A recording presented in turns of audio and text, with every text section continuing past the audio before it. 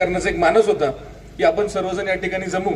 परंतु दादा मला देखील या ठिकाणी पाहिजे होतं की राजुरीकरांचा खऱ्या अर्थाने या ठिकाणी किती प्रतिसाद आहे. आता राजुरी म्हणजे आपलं राजुरी उंचकड गाभाटे असं असणारं आपलं एकत्रित हे गाव आहे. माझी आपल्या सगळ्यांना एक विनंती आहे की राजुरी उंचकड गाभाटे मधली सर्व मंडळी एकदा हात वरती करा.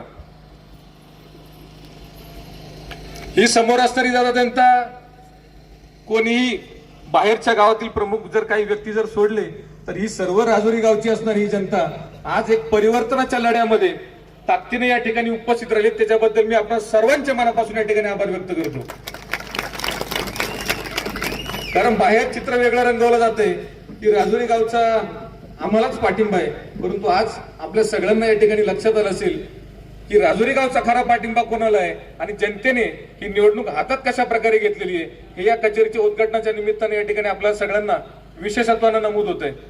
दादा खऱ्या अर्थानं मी एक सर्वसामान्य कार्यकर्ता आहे. राजकारणातलं माझं अंक नव्हतं. लहानपणापासून पाहत आलो की माझे आजोबा चांगल्या प्रकारचं नेतृत्व करायचे. कोणाची बांधावरची भांडणं असेल, वाटप असेल, कोणाचं लग्न सोहळा जमवायचं असेल, इतर गोष्टी असतील, त्या ठिकाणी हातातलं काम सोडून ते धावून जाताना मी पाहिलेले आहेत. माझे चुलते अशोकजी कनसे मुंबईला या ठिकाणी चांगल्या प्रकारचं काम करतात. त्यांच्याजवळ मी बरेच वर्ष राहिला होतो. तिथे देखील सामाजिक बांधिलकी मी पाहिली त्यांची. नंतरच्या कालावधीमध्ये जेव्हा मी गावाला शिक्षण घेण्यासाठी आलो, माझे वडील देखील या गावचे उंचकडक गावचे उपसरपंच म्हणून त्यांनी काम केलेलं आहे. त्यांची देखील समाजाप्रती असणारी तळमळ मी या ठिकाणी पाहिलेली आहे. आज त्यांची देखील मनापासूनची या ठिकाणी आठवण येते, कारण आज त्यांच्यावरती प्रेम करणारी बरीचशी मंडळी या ठिकाणी मला त्यांच्या रूपाने मला आशीर्वाद देण्यासाठी या ठिकाणी उपस्थित राहिलेली आहेत.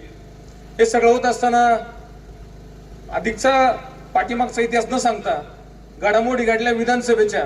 मी विधानसभेचं दादांचं मनावरती घेऊन काम का केलं हे सगळ्यांना छोटासा अनुभव मी का ठरवलंय तुम्हाला या ठिकाणी 2 मिनिटात सांगतो. मी शेवटची दादा काही दिवस बाकी होते, विधानसभेच्या निवडणुका त्या ठिकाणी लागणार होत्या.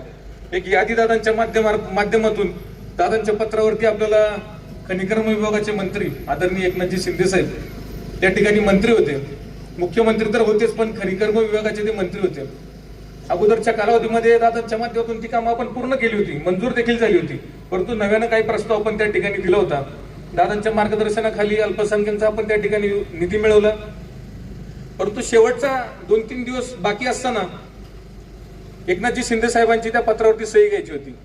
दादांनी घाईने सांगितलं की तुम्ही सह्याद्री अतिथीगृहावरती त्या ठिकाणी या.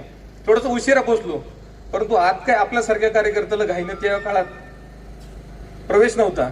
दादा स्वतः त्या ठिकाणी गेटवरती घ्यायला आले. आत घेतल्याच्या नंतरून पक्षाच्या धावपळी, वाटाघाटी या सगळ्या गोष्टी चालू होत्या. परंतु मी पाहिलं ते पत्र घेऊन दादा एका मुख्यमंत्र्याच्या गाडीला आडवे झाले की मला माझ्या तालुक्यासाठी माझा पंकज ही काही कामं घेऊन आलाय, या पत्रावरती तुमची सही मला घाईने पाहिजे. आणि हे सगळं मी एका अंतरावरती राहून पाहत होतो. मला अशी भीती वाटायची की काय की आपल्या दादाचा कुठेतरी अपमान होतोय की काय.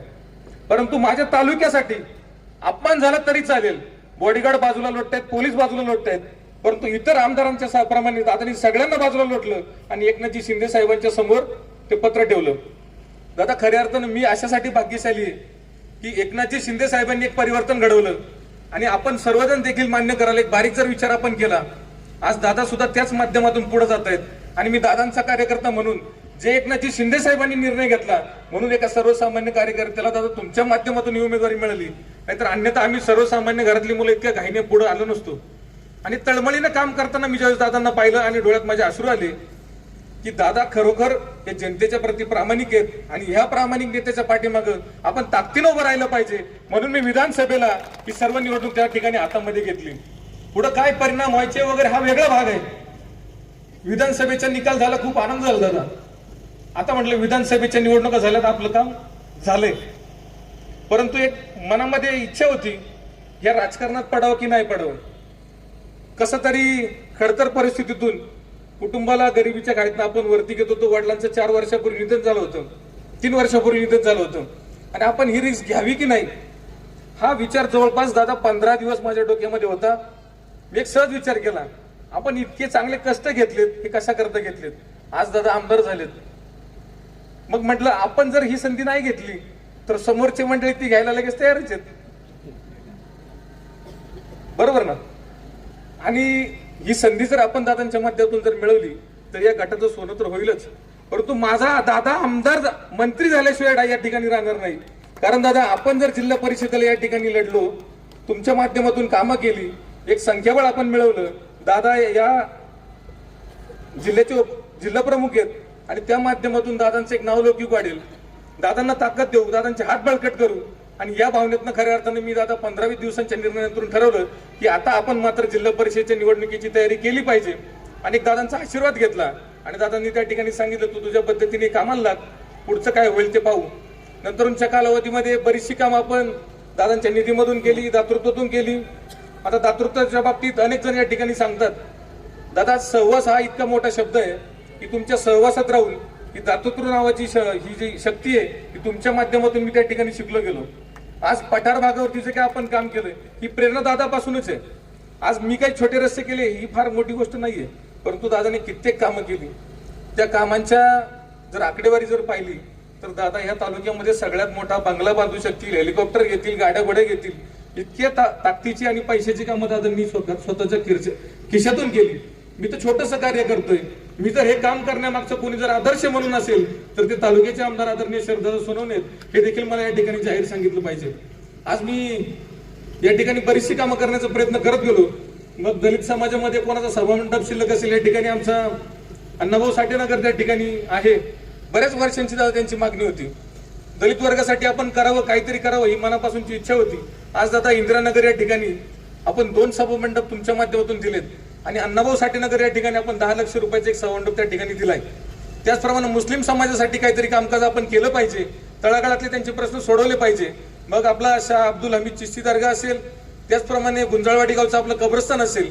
आता 70 वर्षात न सुटणारा प्रश्न तुमच्या बेल्यातलं नियामत शावली व दर्गातील अनेकशी कामं असतील, मस्जिदच्या समोरचं काम असेल, अनेक गावात आपण त्या ठिकाणी कब्रस्तानला निधी उपलब्ध करून दिलाय. ही कधीही न घडणारी कामं. गुंजाळवाडी गावचा तर प्रश्न असा होता की 70 वर्षानंतर त्यांना त्या ठिकाणी न्याय मिळालाय. स्वतःची कबर खोदायला त्या ठिकाणी त्यांना परवानगी नव्हती, कारण जागा ही वनक्षेत्रात होती. दादांच्या मार्गदर्शनाखाली काम करत करत त्या ठिकाणी निधी मिळवला, परंतु वनक्षेत्राची जागा त्या ठिकाणी मिळाली नव्हती. मग ग्रामपंचायतच्या माध्यमातून त्या सर्व सहकाऱ्यांनी साथ दिली. आज बघता बघता त्या ठिकाणी एक स्वतःचा हक्काचा कब्रस्तान त्या ठिकाणी त्या मंडळींना उपलब्ध झालंय. ही सर्व समाजाप्रती असणारी तळमळ दादांच्या माध्यमातून मी शिकत गेलो हे या ठिकाणी नम्रपणे आपल्याला सांगू इच्छितो. आज आपल्या गावातला ओबीसी समाज असेल, माझे या ठिकाणी आमचे मार्गदर्शक उपस्थित आहेत, महेशजी काळे असतील, त्याचप्रमाणे आमचे तात्या काळे या ठिकाणी उपस्थित आहे. आमचा मित्र आबाशेठ काळे या ठिकाणी यांनी सूचना केली की दादा तुम्ही मागाशी म्हटल्याप्रमाणे सर्व ठेकेदारांचं असलेलं गाव आहे आणि खूप मोठ्या ताकदीची असणारी ही ठेकेदार मंडळी आहेत. मग एक ओबीसी समाजातला चेहरा आपल्याकडं ठेकेदार म्हणून आपण द्यायला पाहिजे, ही त्याची सूचना मी मान्य केली. आणि तुमच्या माध्यमातून प्रतीक ताजो नावाच्या एका कार्यकर्त्याला त्या ठिकाणी आपण ठेकेदार म्हणून काम करण्याची संधी दिली. मला सांगायचं इतकंच आहे, सर्व समाजाला, जाती धर्म पंथांना या ठिकाणी आपण एकत्र घेऊन चालण्याचा प्रयत्न करतोय आणि भविष्यात देखील या सर्वांचा विश्वास घेऊन आपण सोबत जाणार आहोत. दादा माझ्या लग्नाला 2.5 वर्ष झाली, परंतु माझ्या बायकोला कुठं फिरायला घेऊन गेलो नाही. सतत कामात आहे. जनतेचे प्रश्न सोडवले पाहिजेत, सामाजिक कामात धडपडलं पाहिजे, व्यवसाय वाढला पाहिजे, आपल्या कुटुंबाला आधार दिला पाहिजे. असं करता करता दादा कधी ही मतं मागायची वेळ आली, लोकांकडे आशीर्वाद घ्यायची कधी वेळ आली, इतकं भरभरून परमेश्वराने दिलं असं कधी जाणवलंच नाही. इतक्या मोठ्या ताकदीचे आशीर्वाद आपल्या सगळ्यांचे राहिलेले आहेत. आणि दादा मी तर धडपड करत होतो, व्यवसाय वाढत होतो, चांगलं काम करत होतो, परंतु स्मिता कंसे माझ्या आयुष्यात आल्या आणि एक लक्ष्मीच्या पावलाने माझ्या आयुष्यात आल्यानंतर मला कुठलीही कमतरता भासली नाही. आज आपल्या जिल्हा परिषद गटामध्ये जेव्हा स्मिता कंसे या गटाचं नेतृत्व करतील तेव्हा देखील मला अशी अपेक्षा आहे की आपल्या गटाला विकासाच्या बाबतीत कोणतीच कमतरता भासणार नाही, असा आशावाद या ठिकाणी मी व्यक्त करतो. आमचे सासरे या ठिकाणी उपस्थित आहेत, त्यांचे देखील मी मनापासूनचे आभार या ठिकाणी व्यक्त करतो. आज माझे वडील नसताना त्यांचा फार मोठा पाठिंबा, माझ्या पाठीशी एक मानसिक पाठिंबा त्यांचा निश्चितपणानं राहिलेला आहे. आज त्यांची कन्या उमेदवार म्हणून आपल्या सगळ्यांच्या समोर आहे. त्यांच्या होकाराशिवाय या गोष्टी शक्य झाल्या नसत्या दिनेश भाऊ, म्हणून मी त्यांचे देखील मनापासूनचे आभार या ठिकाणी व्यक्त करतो. आज दादा या राजुरी गावची परिस्थिती अशी झाली होती की सर्व ज्येष्ठ मंडळी ज्यांनी हयात घालवली गावासाठी आज आदरणीय दीपक शेटावटे या ठिकाणी बसलेले आहेत. इतकं मोठं ताकदीचं काम ज्यांना आम्ही आदर्श म्हणून पाहत आलो त्यांच्या देखील खूप मोठ्या प्रकारचा संघर्ष राहिलेला आहे. आदरणीय एकनाथजी शिंदे असतील, त्याचप्रमाणे चंद्रकांतजी जाधव असतील, या सगळ्या मंडळींना कुठेतरी डावलण्याचं काम आणि त्यांना आव्हान देण्याचं काम या ठिकाणी उभं राहिलं होतं. तुमच्या माध्यमातून दादा आपण सगळ्यांची एकजूट या ठिकाणी बांधलेली आहे.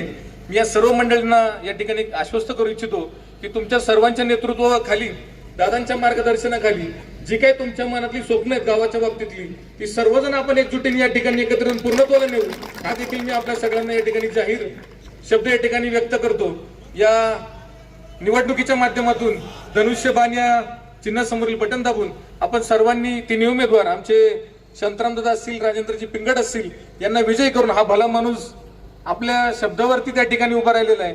आपण सुद्धा त्यांच्या विश्वासाला कुठल्याही प्रकारचा तडा न जाऊ देता, जसं दादांनी सांगितलं की कुठेही क्रॉस वोटिंग न करता आपण त्या ठिकाणी सरळ सरळ तिन्ही उमेदवारांना विजयी करायचे असं आपल्या सर्वांना या ठिकाणी जाहीर आव्हान व्यक्त करतो. आणि आपल्या सर्वांच्या उपस्थितीबद्दल मनापासूनचे आभार व्यक्त करून आपल्या सर्वांना एक मनापासूनच्या जय महाराष्ट्र व्यक्त करतो आणि थांबतो. धन्यवाद. जय हिंद, जय महाराष्ट्र, जय शिवराय. धन्यवाद सर.